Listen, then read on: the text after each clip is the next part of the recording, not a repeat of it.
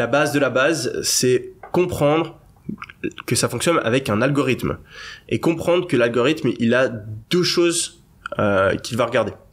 Un algorithme, il n'y a pas besoin de faire compliqué. Un algorithme, c'est juste une boîte où on va lui donner des infos et il va sortir un truc. Donc en gros, l'algorithme, il va regarder des infos et il va choisir oui ou non de mettre en avant votre vidéo. C'est comme ça qu'il faut voir le truc. Et l'algo, il regarde deux trucs. Il regarde le CTR et il regarde le watch time. Il regarde rien d'autre, enfin il regarde vite fait les autres trucs, mais c'est pas important.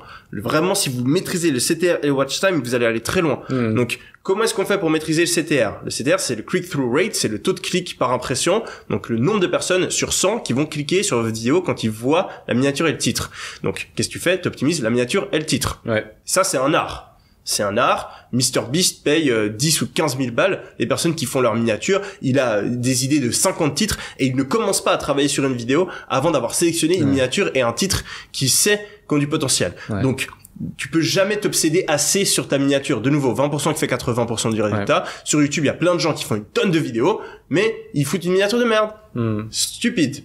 Tu fais pas de vues. Donc, il faut passer énormément de temps, presque autant que sur ta vidéo, à gérer ta miniature et ton titre.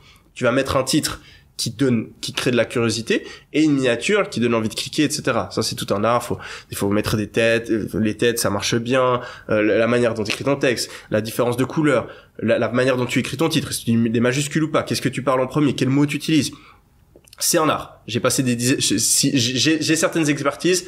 C'en est une et ça m'a pris énormément de temps, mais c'est justement en utilisant ces trois manières d'apprendre. Ensuite, après, la deuxième chose qu'il va falloir optimiser, c'est le watch time. Donc le temps de visionnage des utilisateurs moyens. Comment est-ce que tu fais? Tu fais une vidéo qui intéresse. Donc tu vas devoir parler d'une manière qui est intéressante. Tu vas devoir... dès le départ. Pardon? Dès le départ. Capter l'attention des gens dès le départ. La première minute doit être vraiment très très très très bien faite. Et ensuite, tu dois avoir un rythme où tu parles, qui garde les gens. Tu dois dynamiser ta vidéo à l'aide d'images de vidéos que tes éditeurs montent. L'editing aussi est super important. Et finalement, il y a un point qui est un petit peu négligé, qui est le sujet de vidéo, de manière générale. Si tu mets un titre de merde, une miniature pas ouf, mais que ton sujet de vidéo est très intéressant. Imaginons typiquement comment je suis passé d'étudiant fauché à millionnaire en un an. C'est du jamais vu. Ça intéresse les gens. Tout le monde a envie d'être riche. Étudiant à millionnaire. Ah, what the fuck. Est-ce que c'est possible? On est intrigué. C'est un mec, il ressemble à rien sur la photo. Il a une voiture de sport. Le sujet en soi intéresse. Et donc, les gens vont cliquer. Et donc ça, c'est aussi un point très important où il faut réfléchir à quel va être le sujet de ma vidéo, même au-delà de quel va être le titre et l'image.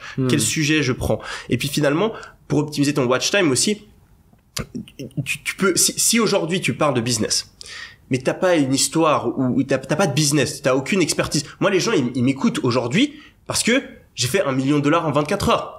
Parce que j'ai été un des premiers à démocratiser l'e-commerce, parce que les gens ont des résultats de ouf grâce à mes formations, parce qu'ils ont vu toute mon histoire où je montre tous mes business, mes investissements, machin, et qui voient que j'ai un certain succès, que j'ai une certaine structure, que j'ai certaines compétences, connaissances.